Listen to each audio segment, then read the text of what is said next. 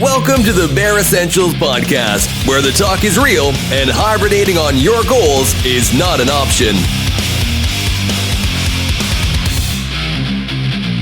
Hi, everyone. Thanks for tuning in. I am your host, Charles Wallace. Today's guest does not need much of an introduction. When it comes to health and fitness, he is a household name. Throughout the years, his expertise combined with his engaging personality have allowed him to create some of the best-selling fitness programs on the market. These programs have revolutionized the home fitness industry, and to this day, they continue to have a positive impact on people's lives by helping them reach their health and fitness goals.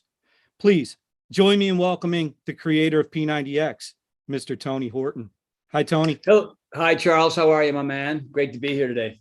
I am fantastic. Tony, I usually I'll have my guests do a little bit of an intro, but considering that I'm speaking to you, I was gonna, I think everybody knows who you are. I figured I wanted to start just a little bit different. Okay. Little icebreaker.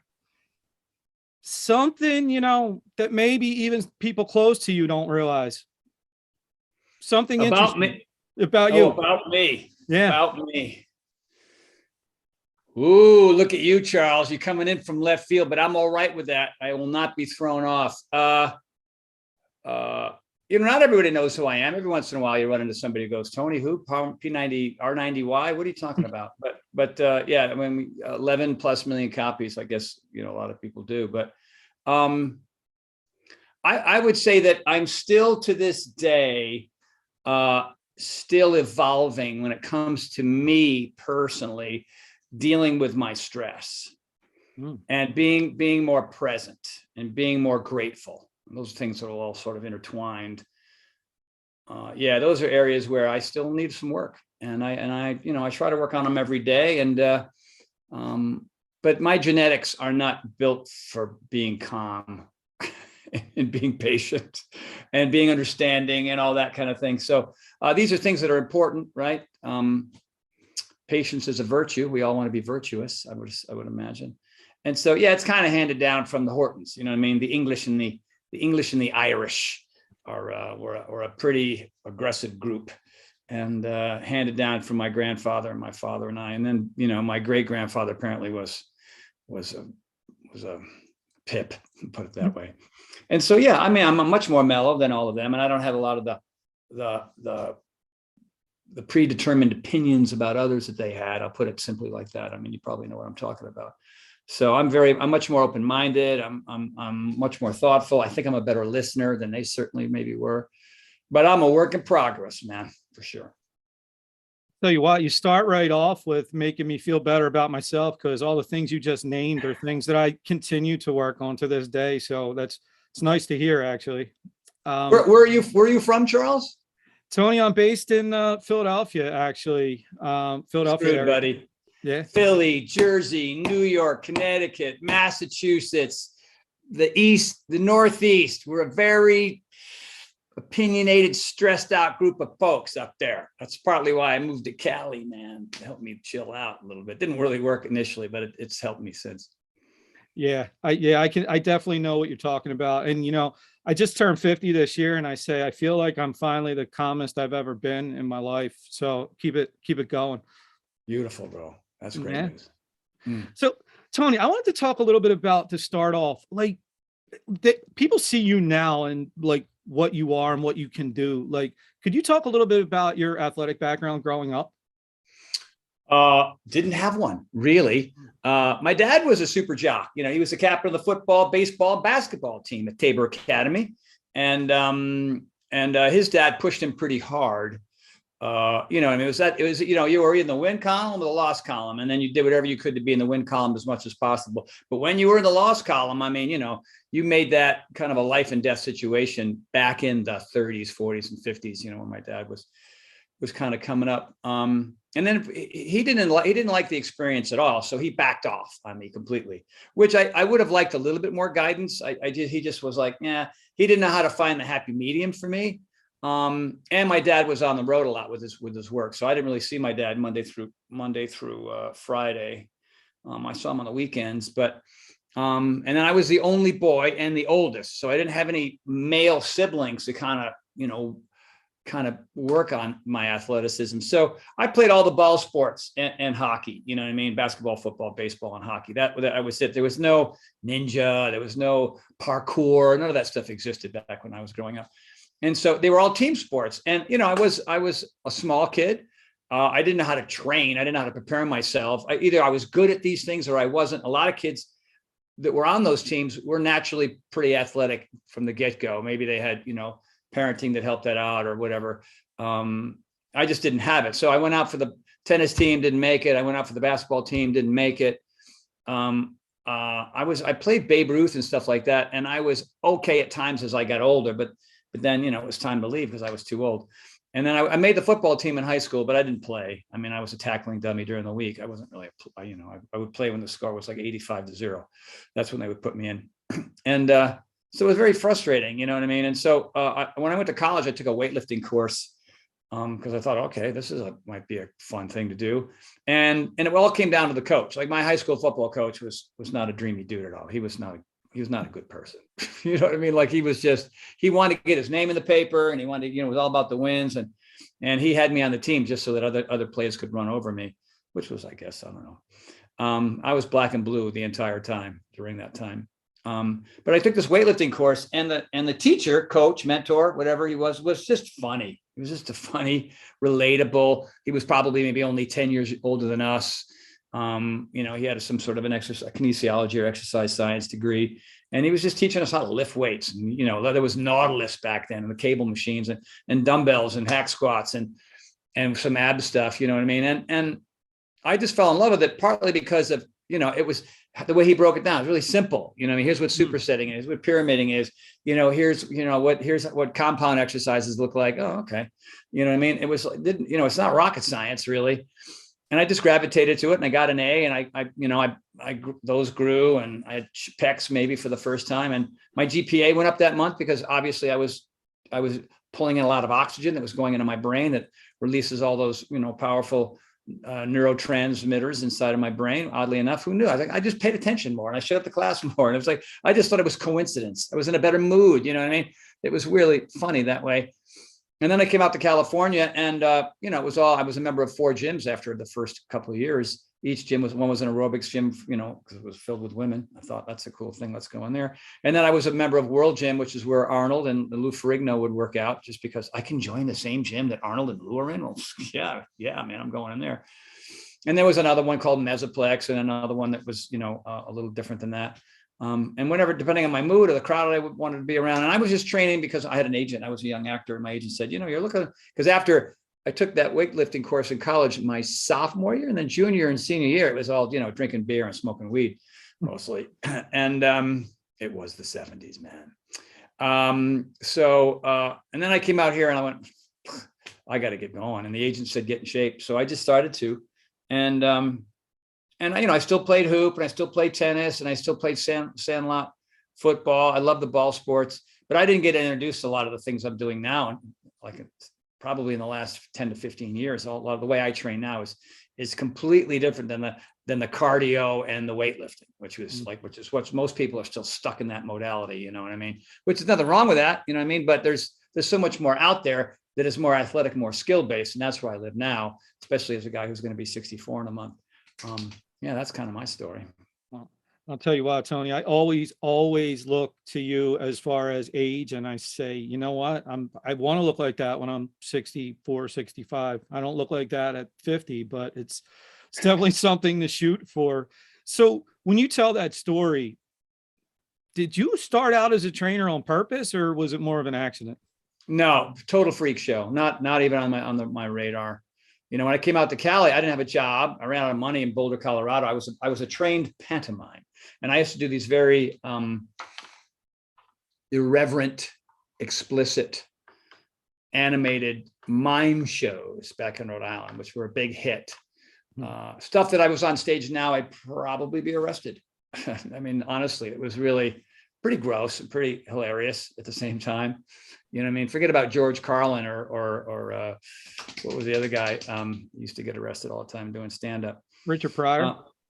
No, Pryor. Yeah. I mean, it was more physical though. Like I was a physical comic I wasn't a wordsmith. I mean, I'm more of a wordsmith now than I was back then, but I just did these really outrageous physical things on stage, which for a college audience was great. You know what I mean? And they were all drunk or high watching me be, and I would crank the Beatles or this French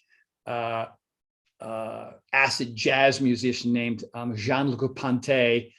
Google that, play some of that music. It's cool stuff. And I would mix these two songs and I'd crank up the music and I'd get up on stage. I do these wild things.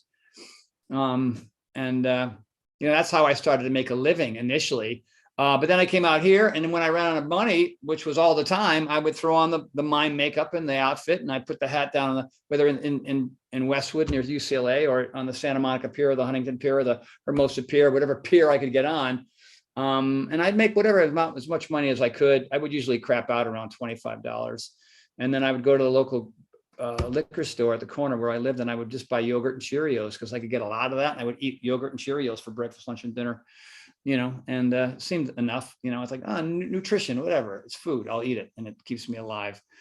And then I was waiting tables, and I was an assistant manager at the Oak Tree men's clothing store, and I was a bartender, and I would go to Vegas on these with like 50 to 100 other actors, and I would do these, like these mime statue things at big events. You know what I mean? I would play the human Oscar standing there, you know what I mean? Frozen for 2 hours on the end of a stage, whatever paid me money, man. I was a go-go dancer at Chippendales for a summer. I mean, whatever, I was a pretty good dancer because, I was a young kid with a speech impediment. So the only way I could the only way I thought I was relatable was by being, going to the high school dances and popping and locking and, doing all that stuff and whatever, or being funny, you know what I mean? And that took me out of my kind of nervous general state of mind, which is what I was in most of the time.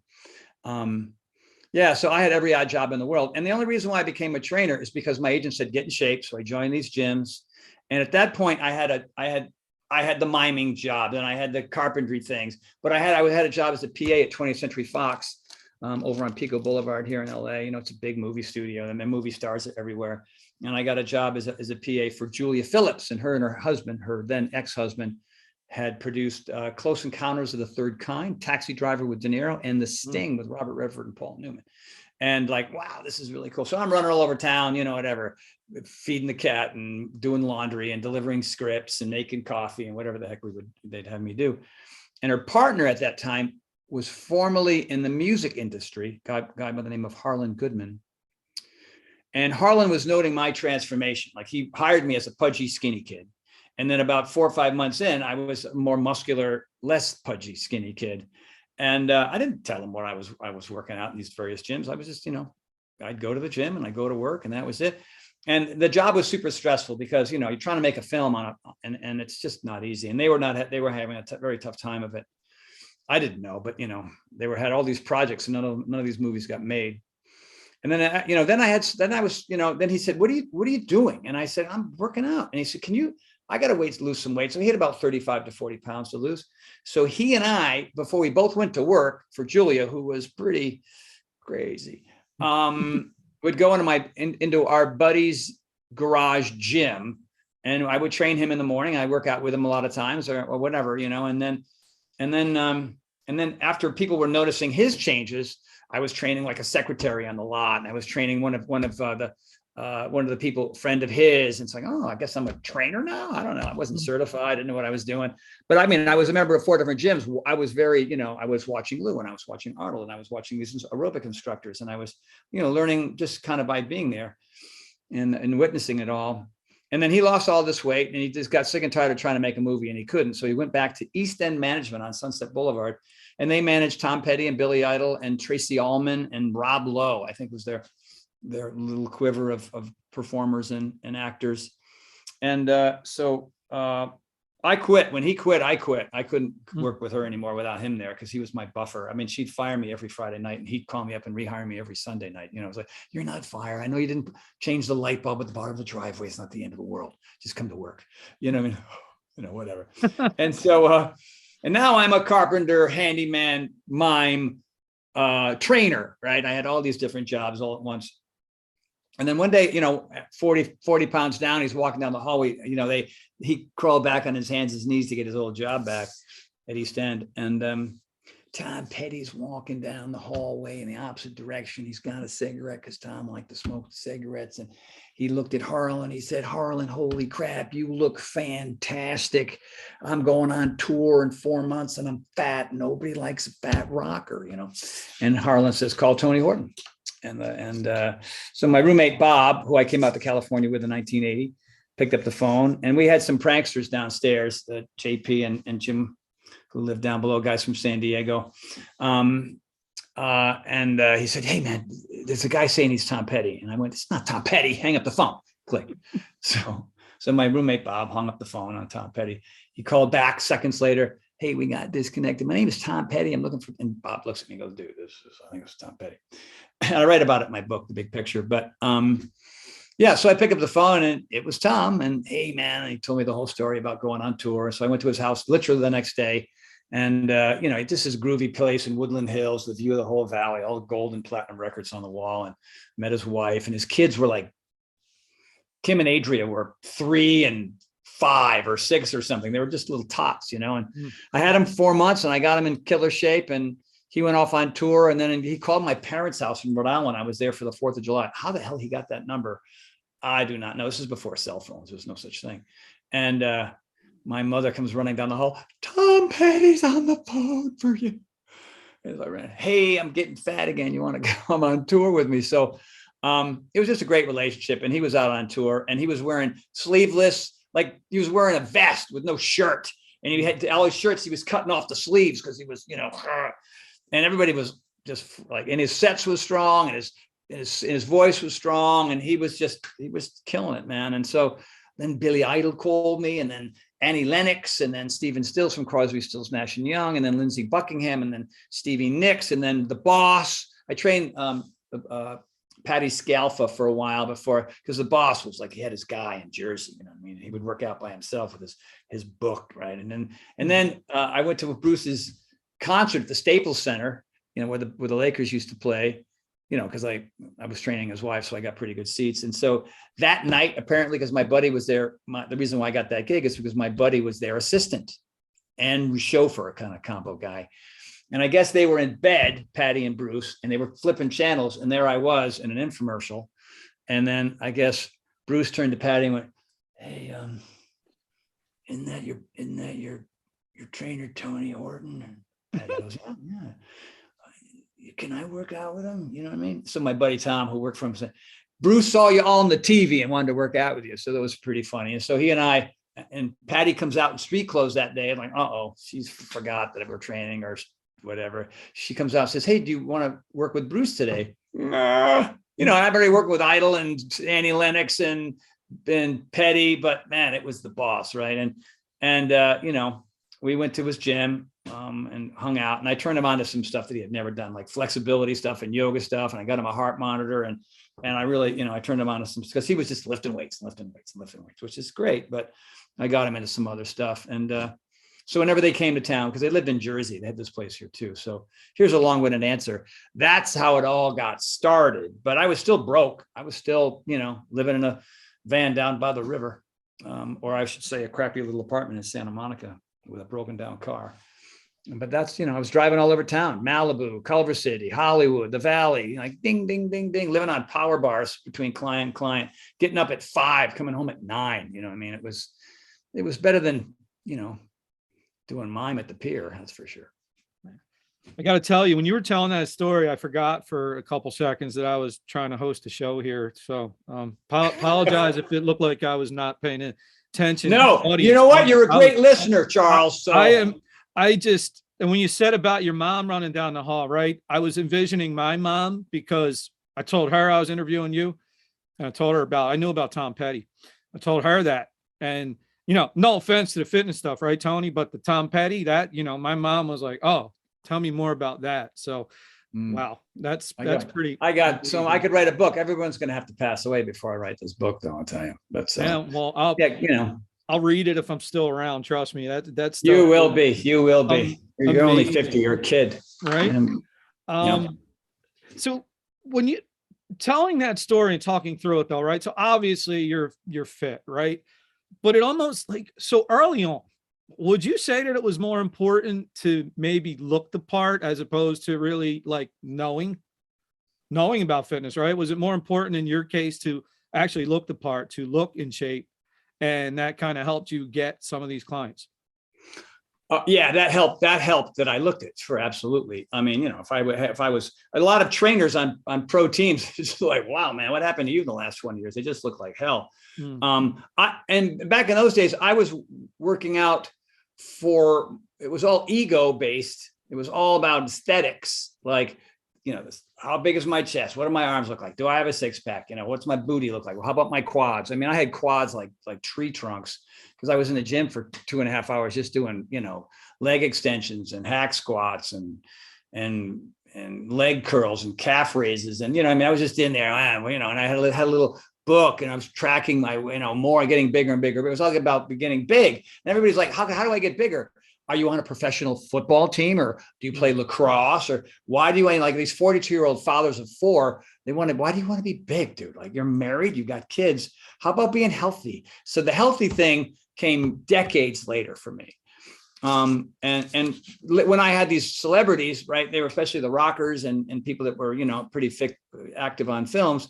It was about making them look a certain way. So there was all that. And then it was also their stamina, right? Sort of their cardiovascular health. So I mean, anytime there was a heavy bag, I get a heavy bag for these clients and have them. Petty hit a heavy bag. Idol had a heavy bag. Steven Stills had a heavy bag.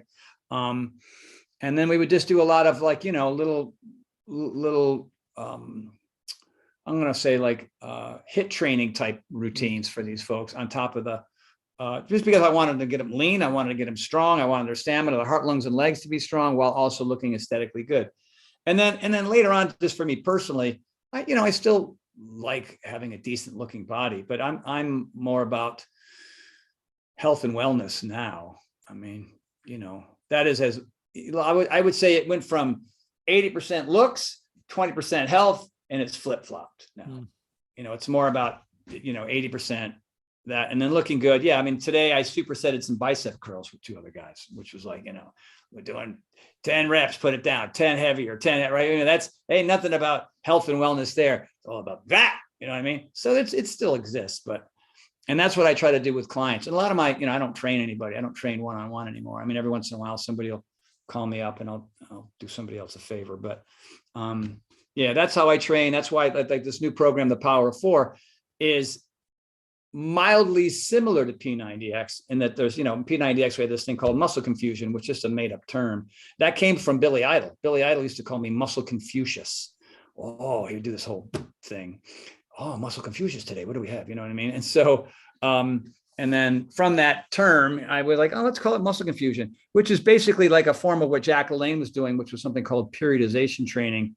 Just working on the body parts that you didn't crush the day before. You know what I mean? Like, let some parts heal while you do other parts so that you can always be active and exercising 5 to 7 days a week. I mean, I'll work out 19 days in a row, but some workouts are at 50. Like today's workout was mellow. My shoulders and arms routine until sort of the cobwebs were coming off. And then toward the end, we went after it. But the first half of today's workout was like, let's lift some weights and be mellow and do some flies and whatever, do like a 15-second handstand, throw that in once in a while.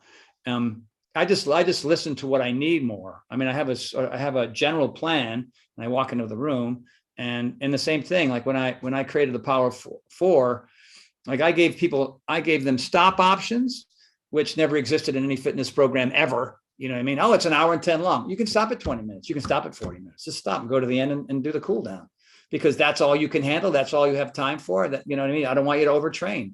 I don't want you to undertrain. And then I have powering up and powering down. Like, today I feel strong. I'm going to get after it a little bit. I'm going to go deeper. I'm going to do more reps. I'm going to do more range of motion, all that kind of thing. Or I'm going to power down because I understand that that's better than doing nothing. You know what I mean? And just common sense, I mean, that's why I'm, as a 64-year-old in a little while, I'm relatively unscathed. I got a little sciatic thing going right now that bums me out, but that, these things happen. Probably because I ran 7 miles too fast the other day. Oops. Whatever. But I got a massage at 3:00, baby, and he's going to get in there and just grind away. I'm looking forward to that. Well, hopefully you'll enjoy that. I definitely want to get into a little bit more about P90X and some of the programs later on. Before I got to it, though, I did want to ask you, I think one of the things I've noticed about you over the years, and I think sometimes people mistakenly assume that the way a person is, it's just, oh, they're born that way. That's just them. Would you say, did you make like a conscious effort to work on how you presented yourself to others? And was that really important in your success? Well, the reading and writing and arithmetic that I got from school only took me so far. I mean, it's important that I know how to read and write. Everything else just seemed like a waste of my time.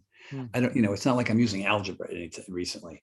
You know what I mean? And I think most kids would benefit more kind of based on their interests, whether it's art or science or music or, get kids through the basics. But then, I never took a school. I never took a class in school. I didn't even know they were available on how just to become a very high functioning human being in the real world. And that all came, I think, the summer between my junior and senior year when I read my first personal development book. Like, what is this thing? I think it was this thick little, I think it was called Looking Out for Number One. I can't even tell you what the author was. And the next book was the same author called Your Erroneous Zones, which was like a weird thing. And I just fell in love with these books because there was all this intel that I had never heard before. I didn't get it from my parents, didn't get it from school. It just, a lot of it had to do with finances. A lot of it had to do with relationships. Some of it, a little bit here and there, had to do with health and wellness and diet. And I was like, where the hell was all this when I was between 1st and 12th grade? It didn't exist. You know what I mean? And I think for a lot of people in certain parts of the country, it still doesn't exist. You know what I mean? And a lot of times they're getting this intel too late. And because their heels are so, ground into their way of thinking, it's like, what's wrong with pizza? Why can't I have a Dr. Pepper? And that's stupid. I got to eat sprouts now and steamed vegetables. You know what I mean? Like, people have these really myopic viewpoints on how to live a healthier and happier life, but some people go, what I'm doing ain't working. So this Tony Horton guy, he looks like he's doing pretty good for an old man. Maybe I'll listen to him for a bit, or some other trainer or some other technique or method or strategy. There's a lot out there. You just have to gravitate to something and stick to it, And so, I just, they're all back here, man. There's a lot of them here. They're here, and there's another bookshelf over there you can't see. And I just, I'm just a bit of a reader. I mean, there's a book here that I finished recently. Where are you, man? Like this book changed me right away. Spark, The Revolutionary Science of Exercise in the Brain, John Rady's book. John Rady has become a friend. He spoke at one of my Paragon experiences. He saw me, my sister took a picture of me reading his book on the beach, and he found me. And I used to be a 3 to 4 day a week guy and thought that was okay. And then when you read this book, you go, no. Most people are in survival mode. They're doing all these things all the time, very consistently, the sleeping and the eating and the paying of the bills and the mortgages, and what I mean? And they're surviving, and they're still getting, they're still out of shape and everything else. And he taught me that the foundation of who we are as human beings has got to be a regular exercise. And that's got to be 5 to 7 days a week. And so I just don't miss days anymore, because before I was like, why am I so moody? Maybe I'm bipolar. No, I'm benefiting from the norepinephrine, dopamine, serotonin, brain-derived neurotropic factor from days when I exercise, but 24 hours later, it's gone. Mm-hmm. And then I didn't work out that day. And then, like, why am I in a bad mood? Why don't I feel like it's because you should have been working out that day too, right? So the more you do, the better you get. If you're doing things sporadically, if you're working out 3 days a week, that means there's more days off than there are on, and you're probably getting 12, 13 days in a month. Try to go to work 12 days out of the month. Try to eat 12 days out of the month. Try to sleep 12 days out of the month. You're going to have some problems. So if you want to thrive instead of survive, then you do this thing all the time. This book, Breath, which has been out, not that long, James Nestor's book, Breath. I mean, because of this book, I tape my mouth every night before I go to bed. I take medical tape and I go wham, because my wife loved that. Right? So I had sort of a mild sleep apnea. I'm not saying the tape cured it, but what happens is when you shut that down, you got to use this amazing conch shell called your sinus. And now I have more energy, and I don't have my breath isn't bad anymore, and all kinds of really good things. So I'm a big fan of learning from experts and just doing what they say. And And then eventually, after getting certified and looking into, various, I've been vegan for over a year. I've been a vegan since March. I tried 2 other times. It was too much, gluten-free pretzels and not enough vegetables. And I don't have inflammation in my knees and my shoulder anymore.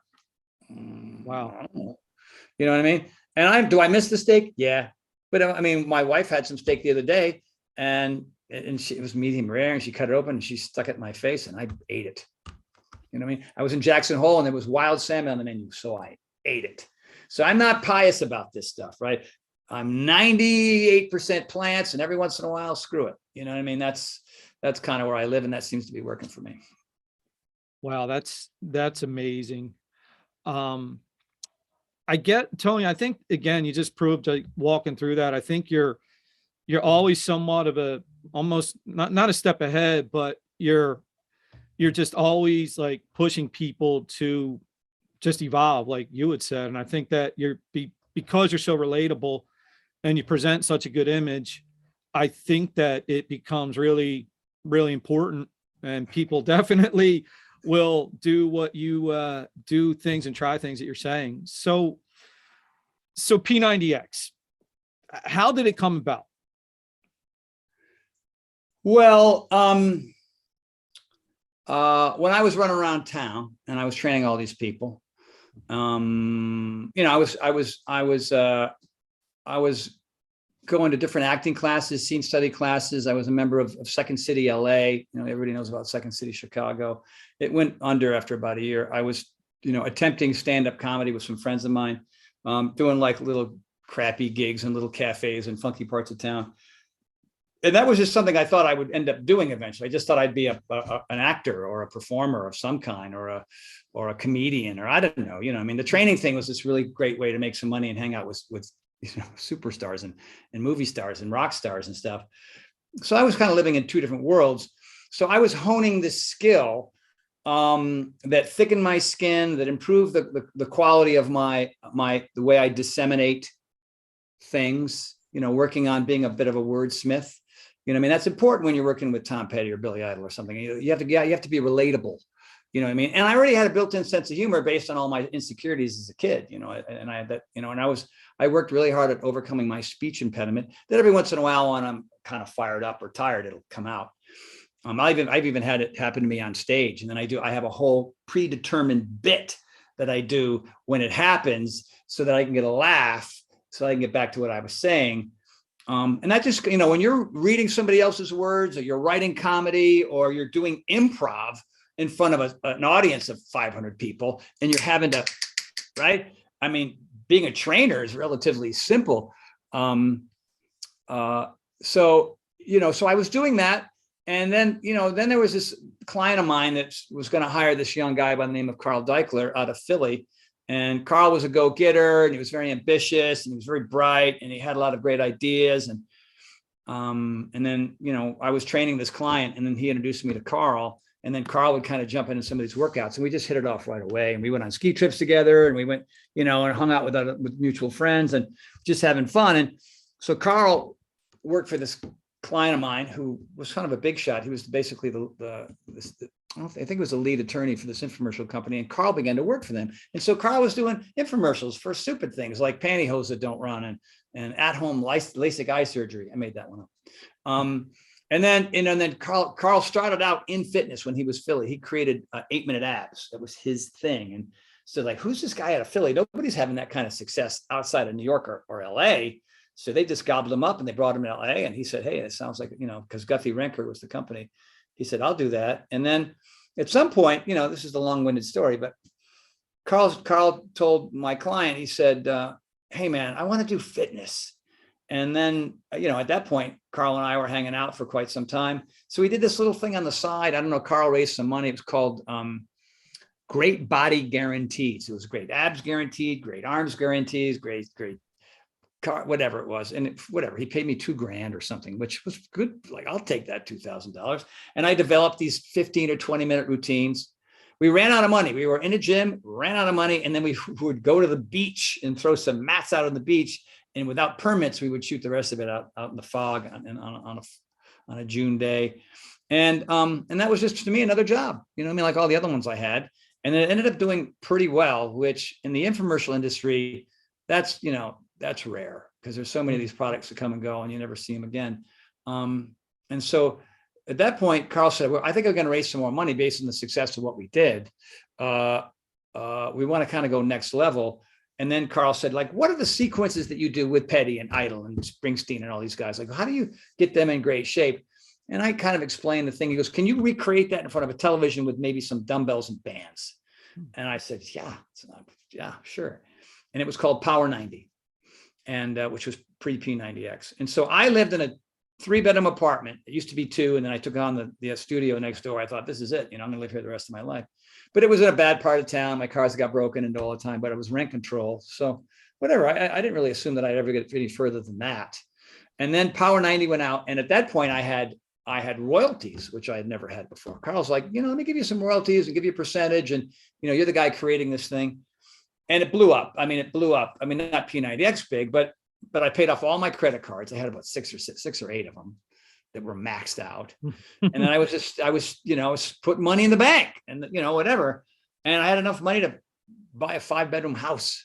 You know what I mean? I didn't have any furniture. I didn't have any. So I lived in this big old house with no furniture. And, mortgage, this is a nightmare every month. But the royalty checks were still coming in. It was all very doable. And then it was a decision, like, what should we do next? And I mean, to Carl's credit, he said, let's do something harder than Power 90. Let's just take it up a notch. And he wanted to do sort of a mastery program that was like just 6 routines. You do every other day, you do the same thing and you get better at it and track. I go, no, man. And we had a whole discussion about it. We even made a little documentary about it. I said, we need to double it. We need to have 12 with martial arts, with an abs specific thing, with a full-on hatha hour-and-a-half yoga. And it's like, what? But he trusted me, man. And so he gave me almost 8 or 9 months to develop it. And we shot it thinking we were going to sell, a couple, because who the hell wants to work out that hard, that long every day? And the first year it didn't do anything. I mean, it just, the sales were really dead, but we were so proud of what it was. And we just thought it was so unique that we kept changing the offer. Like, 3 payments of this and 4 payments of that, of $19.95 or $29.95. And then finally, this is right at the advent of the internet. I mean, the internet was new and people were doing, were shooting on VHS tapes, the footage of what they were doing. And they were taking before and after pictures that we weren't even asking for. And then we used those before and after photos and the video of them doing the routines.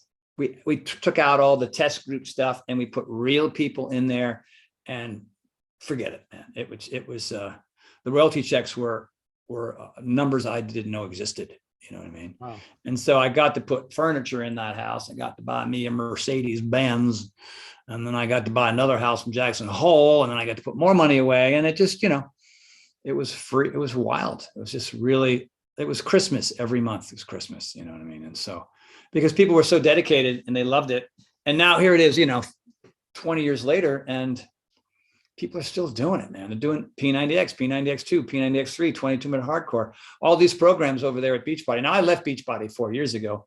We just couldn't come to an agreement on the next contract, sadly. Kind of a weird way to treat me after all those years, but business is business, man. So now I'm with, I got my own supplement line, which I would have never gotten there, called Power Life. I'm on Tonal now. I've got the number 1 and number 2 programs on Tonal, which is like, I'm still relevant after 300 years, which is amazing. That's an amazing product. It's from 2050. It's from the future. Other really tremendous trainers on that platform. Really fun going to work for both these companies. They're just really amazing. And then we have the Power of 4, which is really a pet project for Sean and I. None of that, which I could have done with Beachbody, because they were like, you know what I mean? Here's what you're going to do, and here's how you're going to do it. Okay. And here's what we're going to pay you. Okay, I'm out of here. You know what I mean? Which is too bad. It was an amazing run. Without them, without Carl, there's no way I'd be where I am. So it was a blessing. But everything, like Tom Brady doesn't play for the Patriots anymore, does he? You know what I mean? So people come and be like, every time I watch the basketball season, it's like people are swapping. That's just life. That's just business. So I'm very blessed.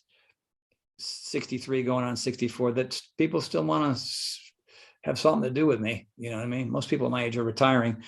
I don't know what 64 feels like. It feels better than 34 most days. So I'm just going to keep on keeping on, Yeah. And Tony, that leads right into the next thing I want to talk to you about. I mean, on the podcast, I talk a lot about mindset and the way we all, as human beings, we react to adversity, right? Like, we're not immune to it, any of us, even somebody like you who's had a lot of success. Could you talk a little bit about some of the adversity you recently were just faced with?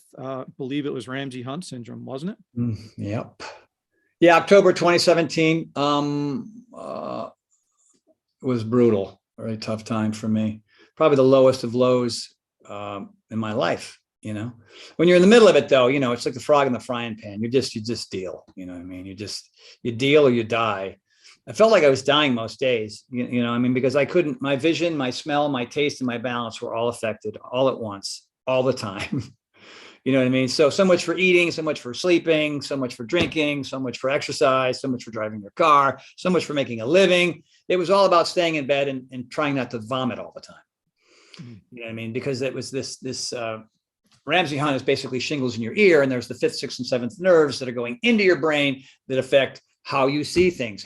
Everything always smelled like secondhand smoke. It smelled like I was in a cigarette factory all the time, every day. My ears, what tinnitus or tinnitus or whatever the hell they pronounce it.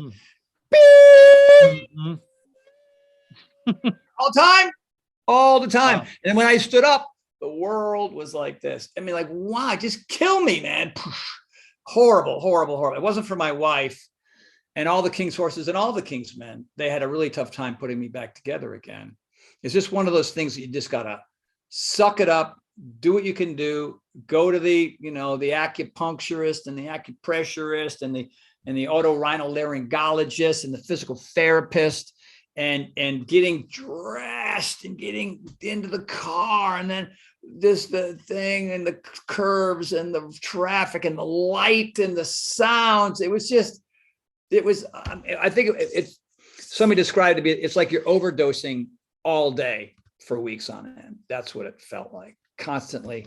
And so blah, blah, it's like chemo. It's like overdosing and chemo at the same time for weeks. And then very subtly, week after week, month after month, mild improvements. Like I had Bell's palsy for like 4 to 6 weeks. So the whole right side of my face was melted. I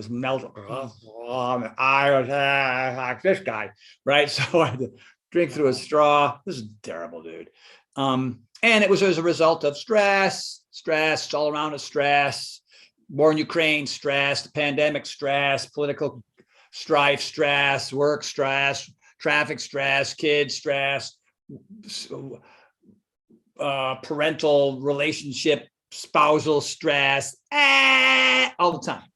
And for me, I was going through the contract stuff with Beach Island. I'm like, oh my God, this is over. This is over. Wow. That was creepy and scary because that wave, every wave comes to shore, right? And it was time for that one to come to shore with nothing else lined up. You know what I mean? Thank God I had a year-long contract where they were paying me for like another 9 months. I had 9 more months. And so it was time to kind of hit the streets and find out. So that freaked me out because I just couldn't believe that was happening. Then I had friends that were at the Vegas shooting and they were sitting there watching a show and people on the left and right of them were dying, running for their lives. Like I just couldn't, I wasn't there. They all survived, but I don't know. I was traumatized by that. And then the following day after the Vegas shooting, Petty dies. I get the call, Tom's gone. Oh.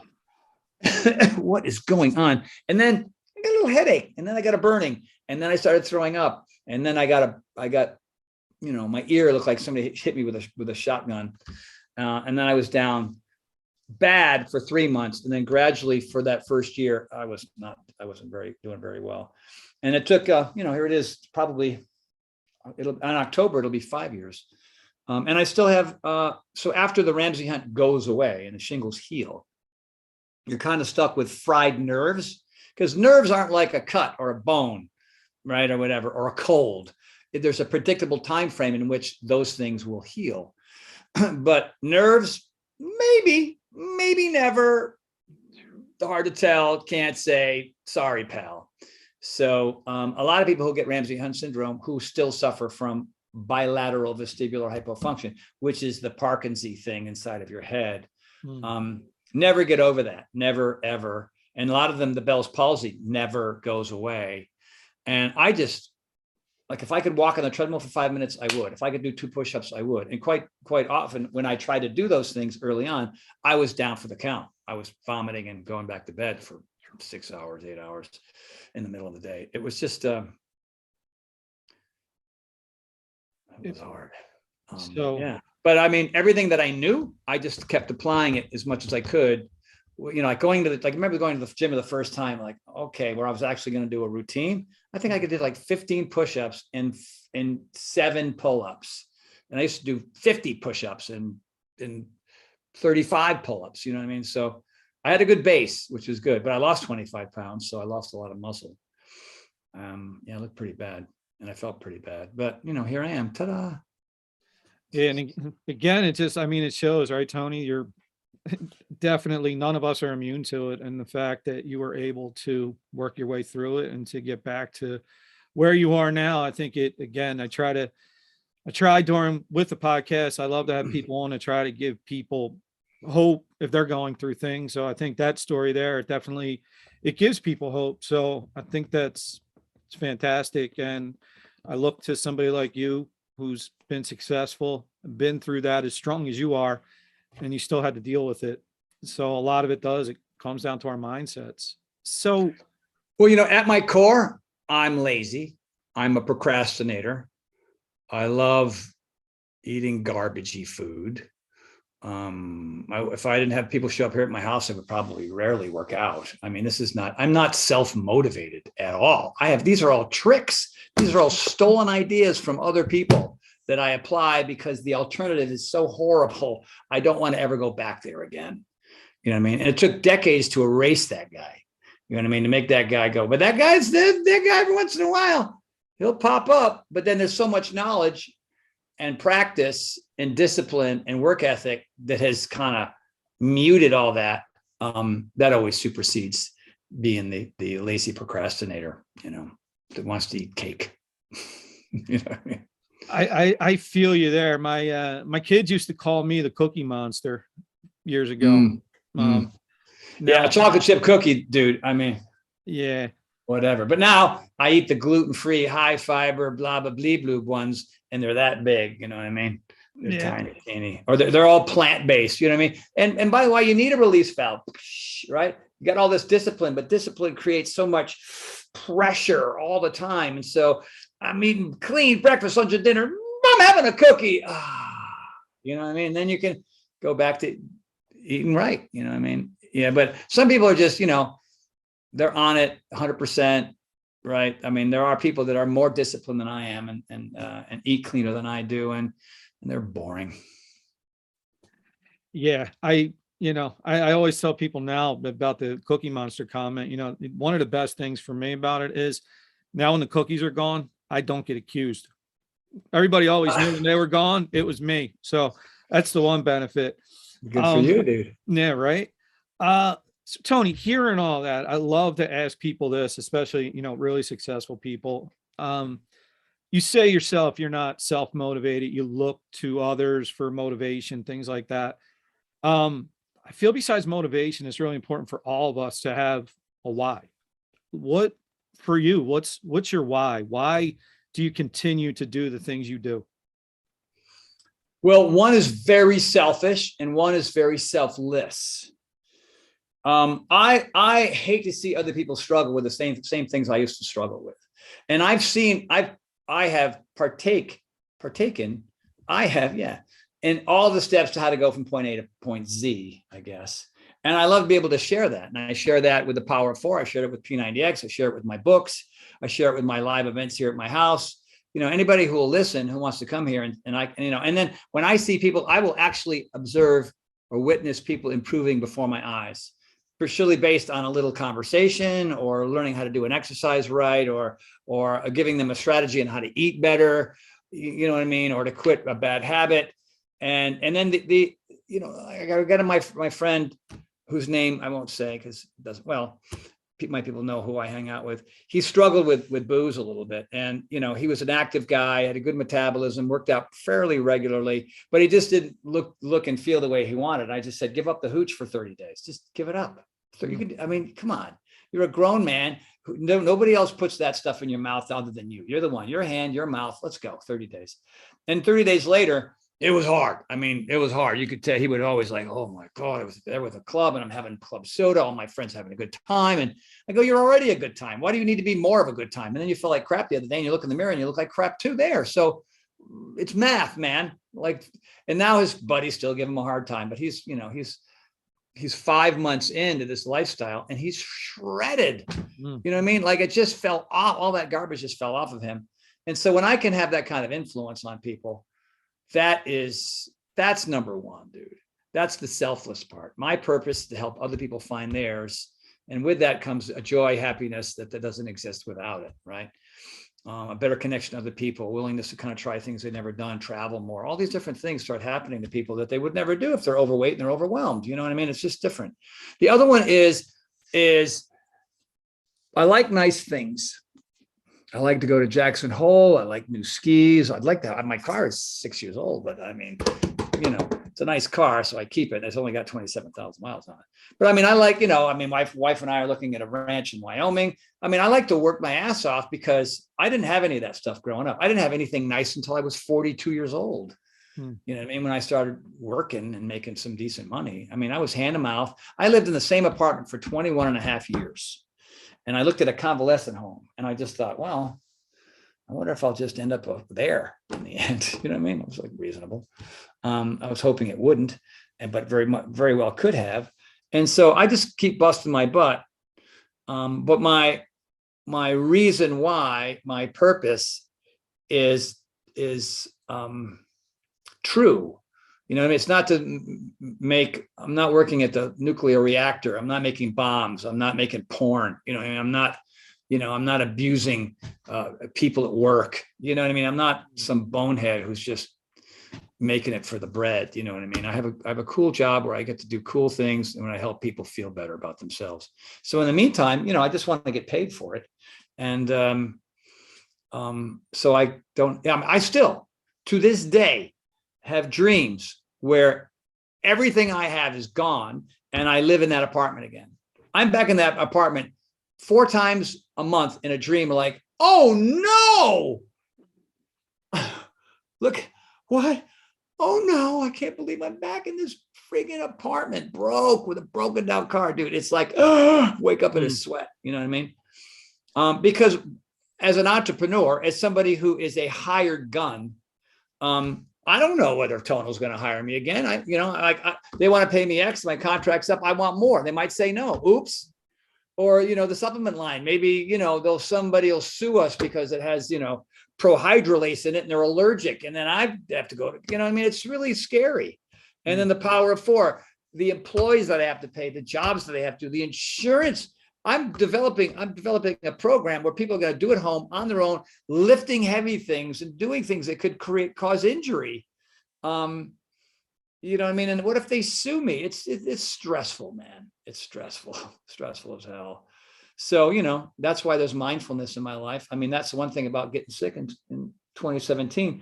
I meditate all the time now. I mean, I do breath exercises. Some of them are meditation-ish, but they're it's hard to tell the difference between a meditation and a breath exercise because breathing is part of both, right? But I do them when I'm a little freaked out or I have pain somewhere.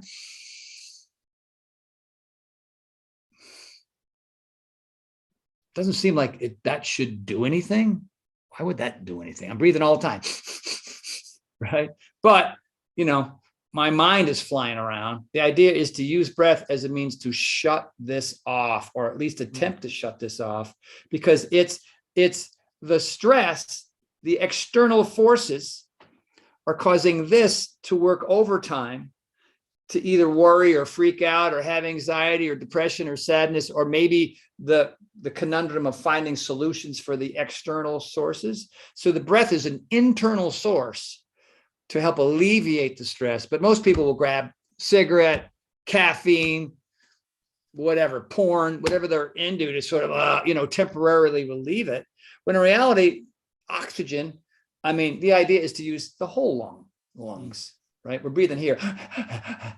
The bottom half, the reason that COVID, dust, dirt, disease lives down here because nobody's doing those deep, full bottom of the lungs breaths. They haven't taken a deep breath since, they were being chased, you know what I'm saying? So mindfulness is a key part of my life now that didn't exist pre Ramsey Hunt, Yeah, well, Tony, I mean, when back to your why, I'm so glad of your selfless part. I mean, for myself, my wife also, Cindy, like we both, obviously we utilized a lot of what you have taught, and it just, I want to thank you. I mean, it helped us immensely. I mean, my wife is down 83 pounds at this point.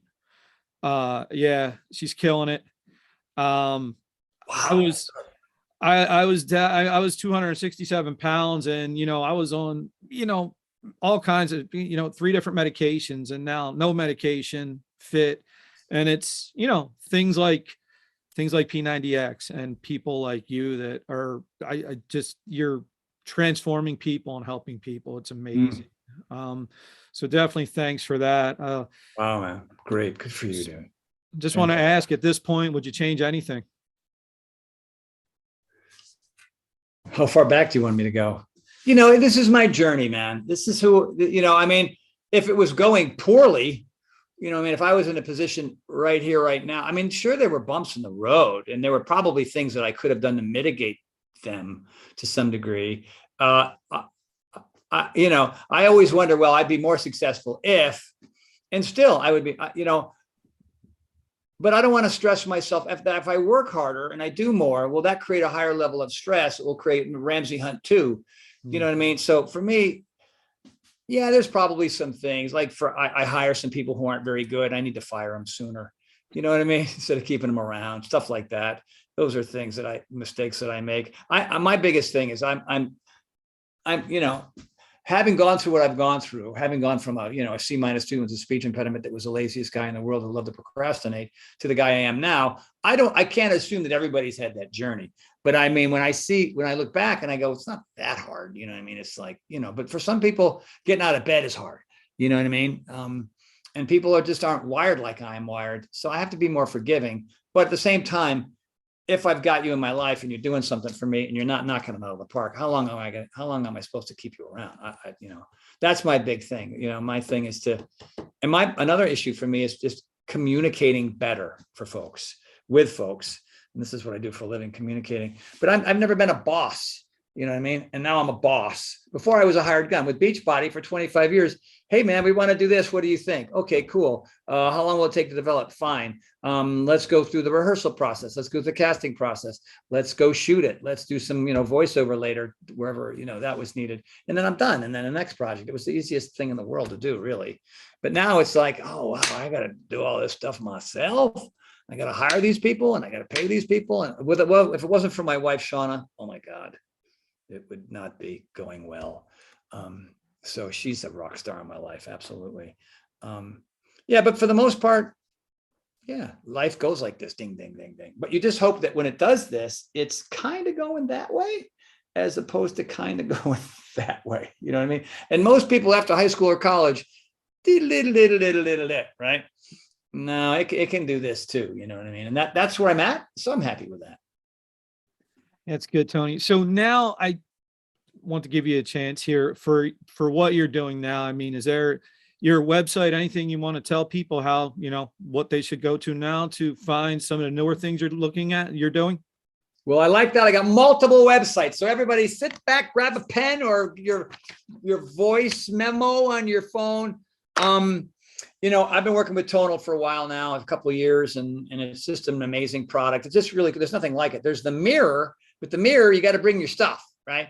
The Tonal has these arms that go in every possible direction with all this science. They got flex mode and eccentric and chains mode and tracking and range. I mean, it's just all these trainers. It's just something. We don't compete with anybody, you know what I mean? And I think it's the reason why it's the fastest growing fitness company in the country right now. It's beating the pants out of everybody else, which is lucky me, that I'm on that platform. So, check me out at tonal.com. It's really an amazing fun. I mean, I'm right now at early stages of developing. I don't know how many this is for me. Number 8. for the platform, which is really cool. And then if you want to, and you're now a member of the Power of Four, go to powernationfitness.org, powernationfitness.org. And the first 7 days are free, and you go in there and you do workouts and you check it out, and you get to, plan all the routines. And then there's masterminds and live workouts and stuff. And it's sort of our, the project that Sean and I put together. We got a very, a skeleton crew that handles, we're on Uscreen and the streaming platform. We're on Apple TV and Fire TV and all the streaming services. So we have an app, and you can get the app and do it that way, or, do it on the site, powernationfitness.org. And then Power Life is mypowerlife.com, mypowerlife.com. And the protein powders, there's whey and there's chocolate. There's chocolate and vanilla, whey and plant-based. So there's variety. Our whey protein is from Irish cows. They're not from English cows or Brazilian cows or American cows or Russian, definitely not Russian cows. Yeah, the hell with those cows. And it's because it's just, there's no pesticides and garbage on what they eat. Somehow, I don't know where they are, but they're in some magical place. Mm-hmm. And then the plant-based is all like mung beans and sunflower seeds and pumpkin seeds, and I'm the plant-based guy. So, and then we have thing called Foundation 4, which if you have any kind of leaky gut or gut issues or irritable bowel syndrome or bloating or gas or blah, blah, blah, it's magnesium, it's potassium, it's sun fiber, it's probiotics, prebiotics, 2 servings of vegetables. It's just this amazing, and I both of all that every day. And then we have Performance, which is a pre-workout formula. And then we have sort of the fruit version of Foundation 4 called Phytonutrients, which is all fruit based, super nutrients. And then we have other SKUs, for digestion, for weight loss, for blah, blah, blah. So there's 12, there's 3 new ones coming, which is really cool. An electrolyte formula, a anti-inflammatory balm, which is really cool. It's a topical thing, obviously. And and then we're looking at bars. Bars are tricky because, they only have a shelf life of so long. So you got to come up with something that is all natural, no crap in it, organic and all that kind of thing. So that's a little trickier, but somebody's banging out my yard. I don't know. I'm dying to know who that is. So mypowerlife.com. And then last but not least is my website, which is TonyHortonLife.com. TonyHortonLife.com. And that's just everything. So you can go right there and get it all right there, especially all the live events. Like if you had known about that, you could have come to Paragon 2 weeks ago. We had people from all over the world that were here, 5-day event. It was supposed to be our last one, but it was so amazing. And people were so, taken aback by how much it changed them that's just like, man, maybe we'll have another one at the end of the year or early 2023, hard to say. But then we have our ski retreat every year in Jackson Hole. So if you're a skier or a snowboarder or not a skier or snowboarder, just come and you become one in the end. There's a great story of this guy, Japanese gentleman. He just wanted to do the yoga. And I go, what are you going to do all day? Because we do yoga in the morning. We do yoga at the ski. What are you going to do? I don't know. I'll kind of walk around town. So I put him with one of the best ski instructors in Jackson Hole. And now he's a full-blown skier, skis diamonds 4 years later. So it's a very transformational, but it's not super intense. It's just mellow in the morning, mellow after skiing, and then just having fun and eating and skiing in a beautiful place, Jackson Hole, if you haven't been there. So sign up for that because we always typically sell out of that one. I mean, it won't be till next January. So this time, that's me, man. That's all me. And I will look to include in the description a lot of the links you just mentioned, make it easy for people to click on them. So that'll be good. Please check out Tony. A lot of great stuff, and I can attest to it. I've done a lot of it firsthand myself, doing it currently. So it's great. And Tony, I just wanted to tell you too, with you on the line, when I started this podcast back in January, as a goal, I made what I call a someday list. And on that list is people that I said, someday I'm going to interview that person. You are the first person from that list that I've been able to interview. So I want to thank you for that. Because I mean, for me, one of the most generous gifts people can give is their time. And I can't thank you enough for agreeing to give a guy like me just starting out an opportunity to speak with you. So for that, I am definitely sincerely grateful. So thank you. My pleasure, man. And, you know, you got a good review. So my people kind of looked into who you were and the kind of podcast that you have and thought it would be a good mix. And, you know, I had some time today. And so I you know, we sussed you out, as they say, and it proved right, man. You're a good man and good questions. You didn't cut me off and talk about yourself. There's too many podcasts where it becomes more about the interviewer than the interviewee, which is like, whatever. See, obviously they're not ready for prime time yet, but dude, it was a lot of fun. So thank you. I appreciate it. Yeah. Yeah. Thank you. What they don't want to hear about me. They want to hear about what you guys can tell them, all my guests. So that's definitely great. So everyone, please check out Tony Horton. I mean, if you haven't heard him, come out from under the rock you've been living under and seek him out, because it is worth it and it will change your life. So, thanks, everyone. This has been the Bare Essentials. Thanks for listening. And remember, never hibernate on your goals.